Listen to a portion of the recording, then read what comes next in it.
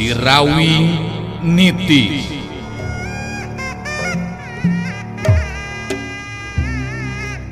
Sorot Panon Rasanti alias Munarsi, sakapeung galak gular giler, galak mataksieun anu borangan, sakapeung deui ciga anu melong kosong, arang ngiceup seperti jalma biasa, kitu nate lantaran aya dina pangaruhna Nini Karimun Sakti. Dongeng Sunda Roman Silat ngajujut laku mapai rundayan carita hiji jajaka katurunan Jawara Sunda. Sirawing Nitis. Sanca dawuk cengkat nangtung muterkeun paneuteup-na kasabudeureun eta patempatan, narik napas panjang bari ngagerendeng ngomong sorangan. Di mana aing bisa manggihan si topeng mayitnya? Sanajan bener arwah panasaran kibuyut ireng anu sumanding geus mere pituduh mangsa diri aing ngayakinkeun ilmu, tapi tetep nu ngaran si topeng mayit cenah boga ilmu anu luar biasa. Kadinya aing kudu guru ilmu. Ku cara kitu kakara bisa malaskan nyeri ka Sirawing. Sirawing Nitis digarap Kumang Inoy, naskah Yasana Yat R, pangreka jeung panyeup sora Udi Gibran, dibaturan Kukang Awe, teknik jeung editing garapan Nopan Cahya Lagawa, dibaturan Kukang Ence, pangjejer gawe Muhammad Ismail Haufansa.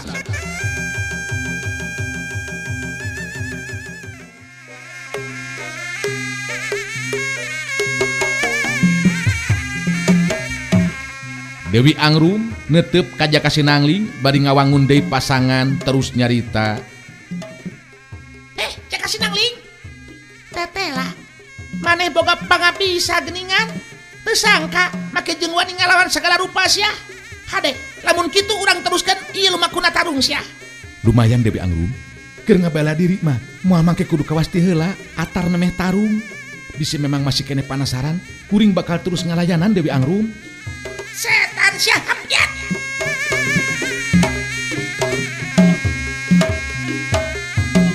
Dewi Angrum maju deui narajang, ayeuna mengagunakeun pedang pondokna ngarah kana anggota badan lawan.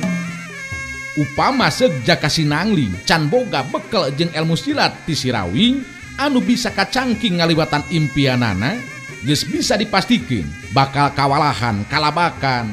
Teu mustahil kabeunangan ku panarajang nu jadi lawan. Tata gerak Dewi Angrum dina metakeun pedangna bener-bener garang ejeng ngabahayakeun jiwa anu jadi lawan. Tapi kacepetan gerak Dewi Angrum dina ngalakukeun panarajangna tetela bisa diimbangan ku Jaka Sinangling. Kaayaan anu beuki nambahan rasa kapanasaran Dewi Angrum, sabab sanajan manehna ayeuna ngagunakeun pakarangna tetela, Jaka Sinangling lain lawan anu enteng.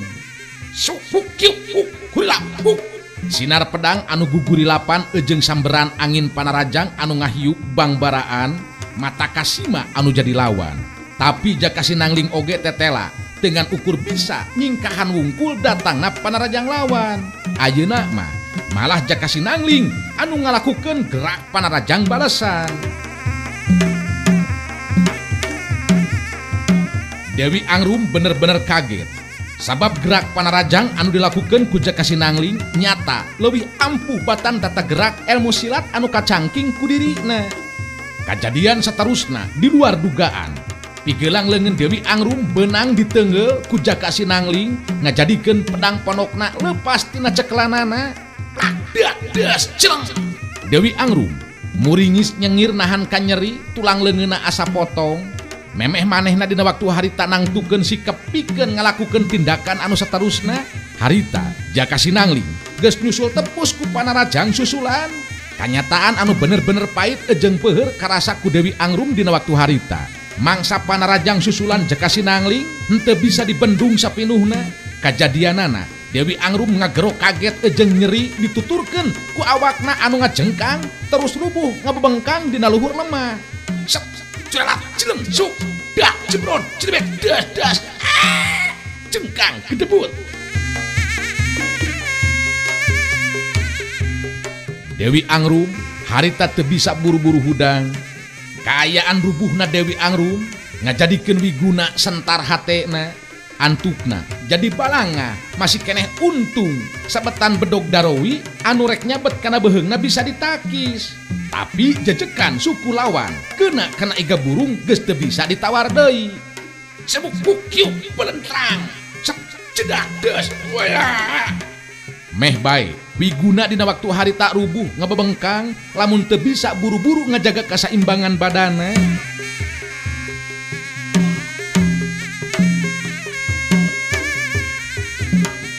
Wiguna jeung Dewi Angrum silih teuteu kajadian anu lumaku nu karandapan ku dirina masing-masing dina waktu harita bener-bener di luar dugaan. Anu satadi namah geus nguntup ejeng gede hate hayang mawa sirahna Jaka Sinangling aripe kalahkah maranehna duaan anu rubuh eleh jajaten wiwirang aya di pihak anu kasoran jadi pacundang. Dewi Angrum ejeng Wiguna pada sadar kana kanyataan anu keur disinghareupan dina waktu harita.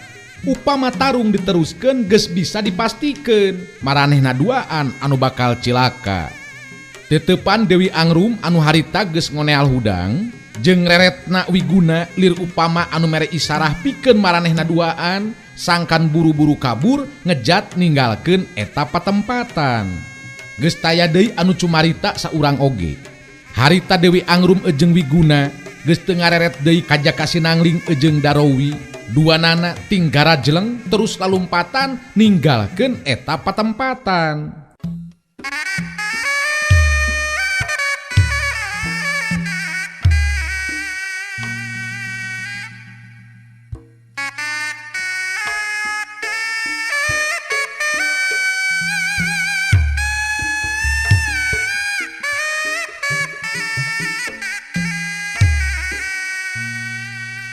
Darowi narik napas panjang geus rek ngagajelang nyusul anu jadi lawan tapi dihalangan ku Jaka Sinangling.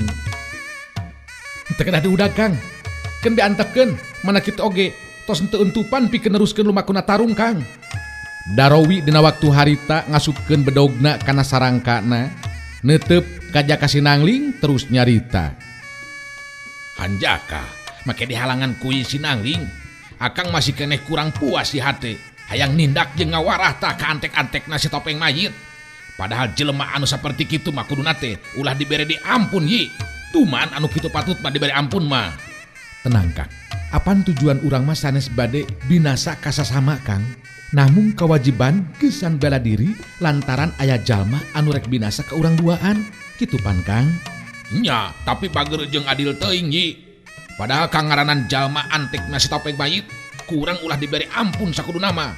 Si Wiguna satadi nama rek dialan nyawana tuman Yi. Ulah Kang, upami teu kapaksa-paksa teuing mah lantaran bela diri. Urang ulah dugikeun ka ngabinasa ka sasama. Da tetep be dosa Kang, sareng moal janten tenang deui kana hate urangna oge. Darowi dina waktu harita ungut-ungutan, manehna henteu ngarasa aneh lamun Jaka Sinangling boga sikep ejeng pamadegan saperti kitu. Sabab si Rawing oge bapak Jaka Sinangling memang teu jauh dina sikep ejeng pamadeganana. Kitu ceuk pikirna Darowi dina waktu harita. Akang memang ngarti Yi, sikep ejeng pamadegan Aji Sinangling teu beda jeung anu jadi bapak. Ngan tadina be ari akang mah kangaranan jelema saperti kitu. Leh, tuman lamun diberi ampun atawa kesempatan kabur teh Yi. Sawioskeun be Kang. Pancek abdi oge urang mah taya maksud nyieun laku kaributan ngan maranehna duaan be anu nyieun pucuk di girang. Anu akhirna urang kapaksa ngalayanan kana karep ejeng kahayangna eta dua jalma. Bener, memang akang oge ngarti lebah dinya nama Yi. Anak buahna si Topeng Mayit tah dua jalma tehnya. Ningali anak buah nama ukur ngan sakitu geuningan tahapan ajen pangartina Yi. Memang ari ningali anak buah nama Kang. Tapi ayu manganti anu tos terangeun nyaksian kumaha ketakna si Topeng Mayit ngajelaskeun ka abdi Kang. Saurna teh ti mimiti makalangan asa can kungsi ningali tahapan ajen pangarti anu kacangking ku si Topeng Mayit.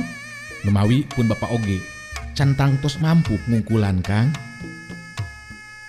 Darowi katingali ngahulang sakedeung siga anu keur mikir. Teu lila kadenge harita manehna nyarita deui. Waduh, kumaha jadina atuh Yi? Rek saha deui atuh anu bisa ngungkulan lamun lain tuang rama? Coba, sakira-kirana anu elmuna leuwih hebat ti si Topeng Mayit Yi. Tah, upami naroskeun masalah eta ka abdi mah, terus terang, abdi teu tiasa ngajawab Kang.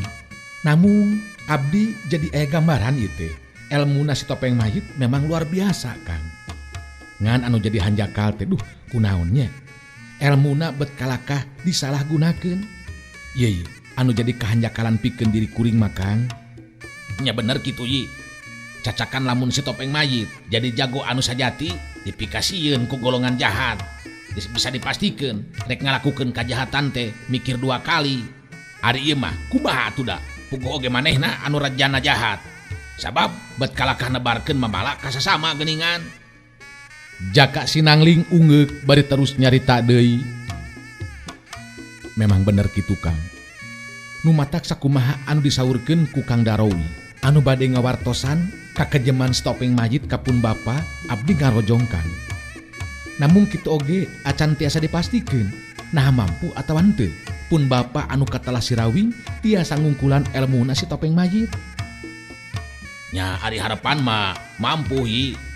Sabab lamun jalma saperti si Topeng Mayit teu buru-buru ditumpes, jelas bakal leuwih nambahan deui jalma-jalma anu jadi korban tindak kakejeman jeung kasawanang-wananganana. Jelema anu geus teu boga rasa kapanusaan eta mah wanoja diruksa kahormatanana, terus dipergasa dibinasa jelemana. Bener-bener tindakan anu biadab. Setan we eta mah anu ngajirim jadi jelema Yi.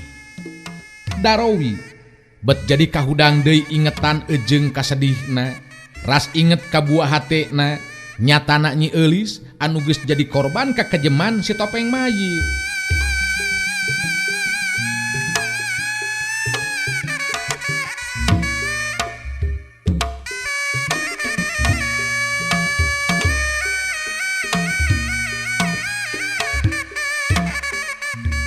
Jaka Sinangling neuteup ka Darowi. Manehna bisa ngarasakeun kana kaayaan hate jeung parasaan Darowi dina waktu harita nu matak. Jaka Sinangling kadenge harita nyarita deui. Tenang Kang. Urang sing yakin sahebatna ilmu jalma anu jahat sanajan kajahatan aya kalana sok di pihak anu unggul. Namun kajahatan dina waktu ayeuna mah tetep bakal dihukum kulakuna ditindak kulampahna. Mung urang memang kedah sabar Kang. Ngungkulan jalma saperti si Topeng Mayit anu luhur elmuna memang teu gampang Kang. Memang kitu Yi. Ayeuna kumaha urang neruskeun deui lampah. Nya sumuhun atuh Kang. Urang ngeureuyeuh deui bae ayeuna mah supaya enggal dugi. Mudah-mudahan be ulah aya gangguan naon-naon deui nya Kang nya di satengahing jalan. Mangga Kang, urang ngeureuyeuh. Geus kitu mah Jaka Sinangling jeung Darowi pada neruskeun deui lampahna pikeun datang ka lembur dumuk matuhna kulawarga Sirawing.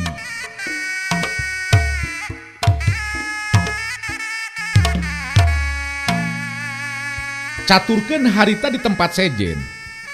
Ayu manganti anu ngebaturan laras anting pikeun mulang ka pilemuran. Lantaran lampah anu disorang teh memang jauh. Dua nana harita terus nyelang leureuh heula di lebah tempat anu ieu bari ngarasakeun hiliwirna angin. Sajeroning leureuh dua nana terus ngarobrol laras anting anu harita kadenge cumarita. Aneh, abdi kaget Cayu. Kang Jaka Sinangling bet jadi kitu sikepna nya. Ayu manganti neuteup ka laras anting terus tumanya. Nah, kumaha kitu nih Mas? Aya anu robih kitu dina pribadina Jaka Sinangling. Jelas robih ceuk, bet kalaka milih papisah sareng diri abdi. Kalaka ceuk Ayu anu ngajidapkeun geuningan.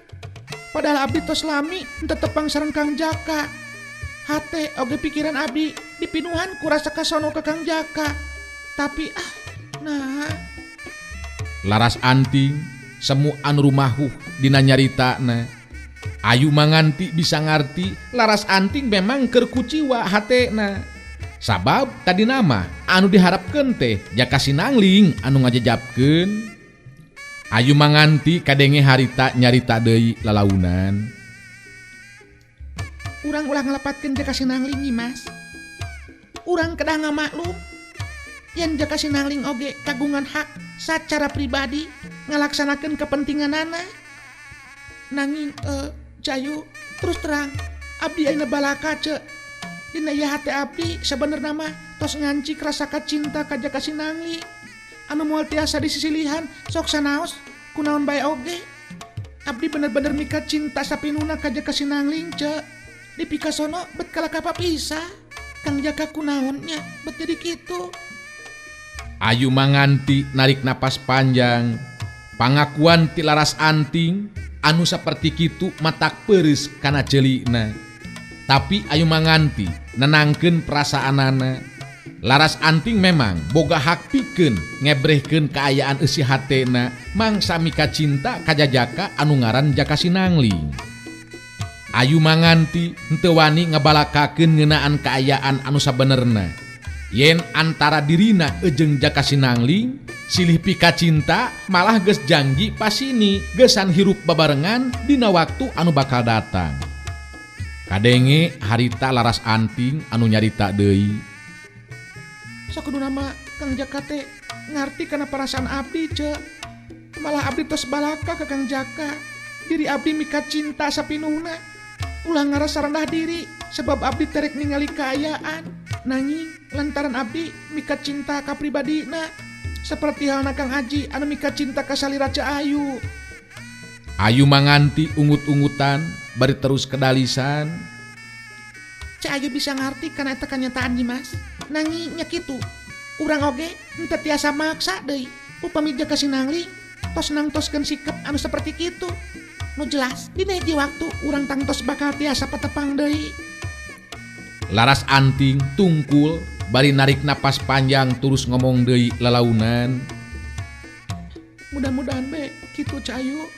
Engke dina waktuna abdi bisa tepung di sareng Jaka Sinangling. Bakal kaharti ku Kang Jaka sarta anjeunna Surti. Yen sanajan dugikeun ka irah bae oge moal aya lalaki secen anu mampu ngeusian hate abdi kajaba lalaki anu ngaran Jaka Sinangling. Kitu ta ceuk. Ayu manganti maksakeun maneh imut. Memang manehna kudu bijaksana dina waktu harita, kudu bisa ngarti jeung Surti. Dina jero hatena Ayu manganti ngomong sorangan. Aing memang teu meunang ngambek atawa nyeri hate ngadenge pangakuan ti Laras Anting. Sabab eta memang hak manehna. Sabae wanoja anu mika cinta ka Kang Angling eta wajar. Sabab hak pribadina. Anu penting ke diri aing mah ngan saurang wanoja anu bisa ngesian hatena Kang Angling nyatana diri aing. Kudu bagja jeung reueus bikeun diri aing. Sabab panutan hate anu ngaran Jaka Sinangling lain ngan ukur dipika cinta ku saurang hungkul geuningan. Kitu di antara galecokna hate Ayu manganti dina waktu harita.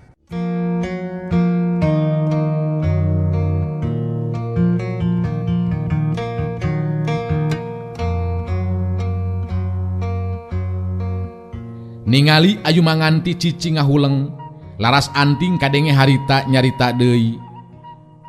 Cahayu numutkeun Cahayu kumaha? Cik kumaha kinten-kinten Kang Jaka mika cinta teu ka diri abdi ceuk. Ari ditaroskeun leresan di nya mah Cahayu teh bingung Nyimas.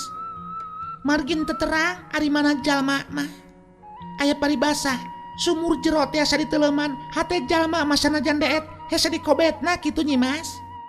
Nanging Cahayu geuningan betiasa sasarengan sareng Kang Jaka tur aya di dieu. Maksud abdi teh tiasa sareng ke tempat si topeng mayit geuningan. Oh, teu kedah kaget Nyimas. Pan Cahayu kantos ngajelaskeun waktu rek milarian tabib teh anu sabenerna mah Cahayu teh bade milarian Kang Jaka Sinangling sabab memang masih keneh aya katalian wawargian. Nya sacara teu ngaja tepung jeung Cahayu nya akhirna mah babarengan jeung Cahayu. Ayu manganti sigana teh embung papanjangan nyaritakeun ngeunaan kaayaan dirina jeung Jaka Sinangling. Laras Anting paneteupna beuki antep terus kedal di lisan. Upami kitu mah atuh kaleresan ceuk sugan be ku Cahayu mah tiasa kakore ngeunaan kaayaan eusi hatena. Na kumaha teh kaayaan hate anu salaresna ka diri abdi ceuk. Ayu manganti imut bari narik napas panjang terus ngawalon. Maksud Nyimas, ku Cahayu kahartos. Nya mudah-mudahan be, engke hiji waktu Cahayu bakal tiasa lalaunan ngobrol jeung Jakasi Nangling. Tumanya ngeunaan kaayaan hatena. Kawilang masalah pribadi anu teu acan tangtos. Ka Cahayu oge betus. Ngan ku Cahayu bakal diusahakeun sakumaha mistina. Dina kaayaan keur ngobrol saperti kitu. Ngadadak Ayu manganti ngareret ka lebah tempat jalan anu tadi disorang. Aya 2 urang lalaki anu datang nyampeurkeun ka lebah dinya. Kaget di barung ejeng ngageter hate Ayu manganti ejeng laras anting. Sabab tetela anu datang nyampeurkeun teh Sanggajaya ejeng Sancadawu geuningan. Meh bareng Ayu manganti jeung laras anting harita cengkat nangtung, sedengkeun Sancadawuk ejeng Sanggajaya ngeureunkeun lengka sukuna bari ting serengeh saleuri. Sancadawuk neuteup antep ke laras anting teu lila terus nyarita. Panggih di dieu geuningan laras anting. Ulang ngarepkeun bisa lepas bebas ya lolos tina cengkreman si topeng mayit deuleu. Nu matak mending keneh milu ayeuna mah nya. Geus moal bisa deui nolak nasib anu lumaku ka maneh laras anting. Dipihukum dijadikeun pamajikan ku si topeng mayit. Ayu manganti bisa ngarti kana kaayaan anu lumaku dina waktu harita. Moal aya deui nu bisa ngabela ka laras anting kajaba ti dirina. Sadar kana eta kaayaan, harita Ayu manganti ngalengkah maju ka hareup. Dina sikep anu pinuh ku kawani, Ayu manganti ngabagikeun paneteupna ka Sanggajaya ejeng Sancadawu. Teu lila kadenge Ayu manganti nyarita ditujukeun ka Sancadawu. Heh, Sancadawu, ulah coba-coba wani ganggu deui ka laras anting. Sabab lamun keukeuh rek ngaganggu, komo boga karep rek mawa deui laras anting, mangka kudu adu harupan ejeng diri kuring dina waktu ayeuna. Leuwih hade andi kaduaan mulang sarta bejakeun ka si topeng mayit.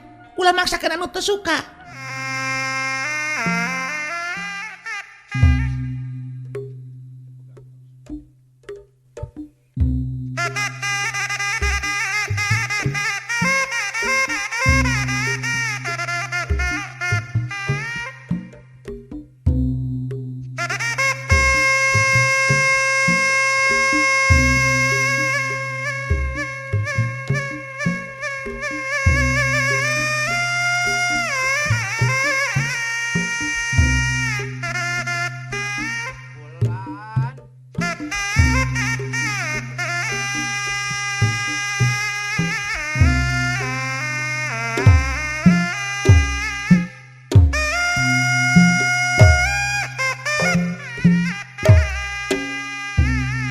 Ayu manganti bisa ngarti kana kaayaan anu lumaku dina waktu harita.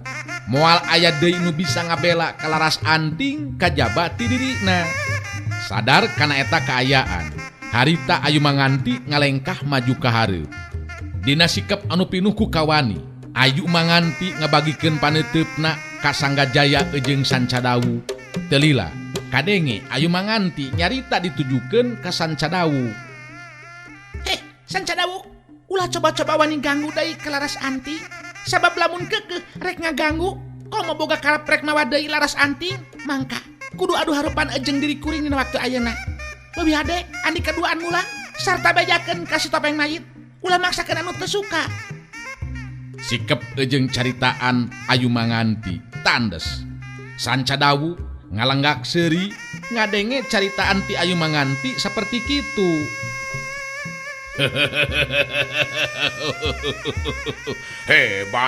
Hebat maneh bener-bener gede hati Ayu manganti bake jeung rek nandonkeun jiwa sagala rupa ngabela si ieu si laras anting. Maneh keneh tong pipiluan kana ieu urusan sia. Ulah pipiluan kana urusan batur deuleu mun maneh hayang salamet Ayu manganti. Moal aya hartina ngabela ejeng nulungan si laras anting, leuwih hade nyingkir sia maneh. Kuring mah make kudu sabar hate. Atawa sieun nying harapan jalma seperti andi kaduaan.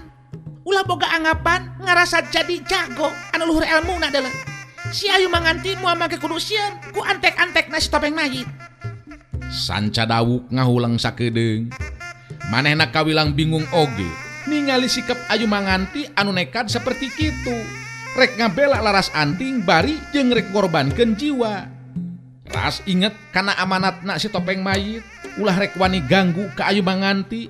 Eta anu jadi bingung keur Sanca Dawuk dina waktu harita. Upama Ayu Manganti kekeh sikepna rek ngabela laras anting geus bisa dipastikeun Sanca Dawuk atawa Sanggajaya kudu ngalakukeun tindakan. Upama nepikeun ka aya naon-naon anu tumiba ka Ayu Manganti maranehna duaan geus pasti bakal disalahkeun ku si topeng mayit anu geus amanat ulah wani ganggu ka Ayu Manganti.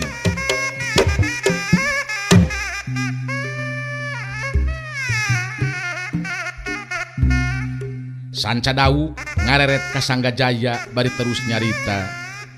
Barabe oge ye, si Ayu Manganti kekeh nekat geuningan, sedangkan si topeng mayit geus amanat ka urang.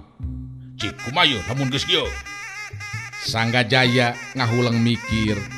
Manehna oge sarua inget kana amanat si topeng mayit anu ulah wani ngalakukeun tindakan anu nyilakakeun ka dirina Ayu Manganti. Sanggajaya kadenge harita nyarita lalaunan. Wede jalan ieu mah kajabat kudu dilumpuhkeun duanana terus dibawa ke tempat si topeng mayit. Engke di ditu urang jelaskeun. Kapaksa urang kudu ngalakukeun tindakan. Sabab Ayu Manganti nekat gitu kekeh ngahalangan kana pamaksudan urang. Nu penting ulah nepikeun ka tatu we si Ayu Mangantina. Kitu ceuk ulah mah. Ningali Sanca Dawuk jeung Sanggajaya masih keneh tacan aya anu wani ngalakukeun tindakan. Ayu Manganti nyarita lalaunan ka laras anting. Tenang Dimas, munur keun Cik Ayu anu bakal ngalakukeun tindakan. Cik Ayu moal make kudu sieun, ajeng munur mangsa ngalakukeun tarung. Laras anting mundur ka tukang, sedengkeun Ayu Manganti ngalengkah maju deui. Sok ngalakukeun tindakan Andika dina waktu ayeuna. Sanajan kudu nying harapan dua lawan, pikeun kuring moal make kudu sabar hate atawa jejerih. Hayo maju. Sanca Dawuk mun cereng ka Ayu Manganti bari terus nyarita. Ulah depongkeun sikep anu nekat seperti kitu sadolo Ayu Manganti. Di mana dewek nafsu geus moal panang bulu sadolo sanajan awewe kangaranan kurang ajar moal teu dikocoran sia koing. Sanggajaya anu harita maju ka hareup bari terus nyarita. Ayu Manganti lamun memang kekeh rek ngabela si laras anting kapaksa kudu adu harepan ejeng diri kula. Maksud kula duaan geus moal bisa dihalangan deui si laras anting kudu dibawa sarta dipasrahkeun ka si topeng mayit. Ayu Manganti geus teu hayang paloba-loba deui carita sigana teh dina waktu harita langsung ngawangun pasangan neuteup ka Sanggajaya bari terus nyarita. Teu kudu loba nyarita Sanggajaya.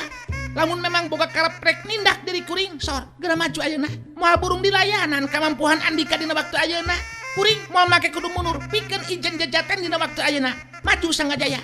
Hade Ayu Manganti, coba tanah ieu panarajang kula dina waktu ayeuna. Sanggajaya anu harita miheulaan muka panarajangna. Ayu Manganti memang sayaga ti anggalna. Harita ngimbangan datangna panarajang anu dilakukeun ku pihak lawan.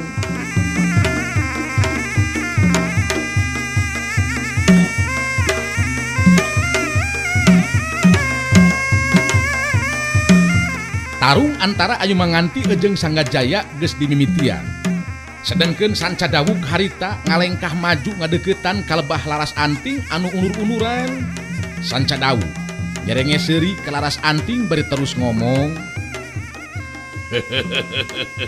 Henteu kudu coba-coba kabur laras anting. Kala kumaha oge moal bisa ngalepaskeun diri, kudu geus ditarimakeun nasib diri kadar awak anu kudu karandapan ku maneh deuleu. Nyata jadi pemajikanana si topeng mayit. Bagja sakudu nama sabab si topeng mayit dina waktu anu moal lila deui bakal jadi raja. Nu matak ulah kabur, ulah kabur. Laras anting tina sieun antukna jadi nekat. Leuwih hade ngadu jiwa cek pikirna tibatan kudu dibawa deui sarta dipasrahkeun ka si topeng mayit. Sanca Dawuk, anjeun ulah maksa kanu teu suka. Leuwih hade anjeun ingit ninggalkeun ieu petempatan Sanca Dawuk kuring rek neruskeun lumampah. Teu bisa gampang kitu bae sangeunahna indit laras anting. Neruskeun lumampah heuh. Cek dewek oge kudu geus ditarimakeun nasib anu bakal tumiba ka Andika. Nyata dijieun pibaturun hirup ku si topeng mayit heuh, ngawulaan lahir batin ka si topeng mayit. Moal aya hartina barontak ngalawan oge deuleu.